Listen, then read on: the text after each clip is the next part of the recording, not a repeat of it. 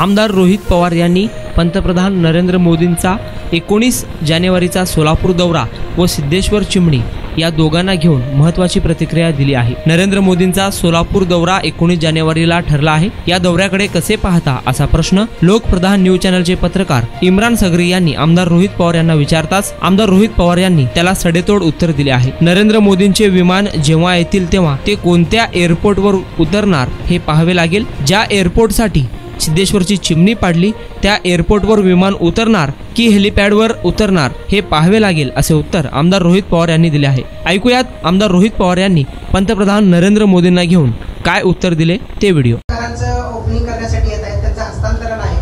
परत चेन्नईचा जो रोड जाणार आहे इथून कॉरिडॉर रोड त्याचं सुद्धा इथं ते म्हणजे लोकांना आदरणीय मोदी साहेब जेव्हा इथे येतील ते कुठल्या एअरपोर्टवर त्यांचं विमान उतरवतात हे आधी बघावं लागेल। ज्या एअरपोर्टसाठी चिमणी पाडली त्या एअरपोर्टवर ते विमान उतरवणार का हेलिकॉप्टरला येणार का दुसऱ्या एअरपोर्टवर म्हणजे पूर्वीच्याच एअरपोर्टवर ते उतरणार हे थोडं बघावं लागेल।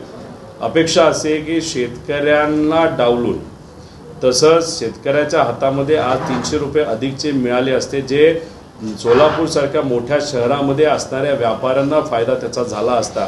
या सगळ्या लोकांना डावलून जी चिमणी राजकीय द्वेषातून पाडली ज्याच्यासाठी पाडली त्या एअरपोर्टवर आधी ते उतरतात का हे आपण तिथं बघू आणि आल्यानंतर ते त्यांचं काम तिथं करणार। कारण शेवटी सभा ही मोठीच व्हावी लागते असे वरून आदेश असतात।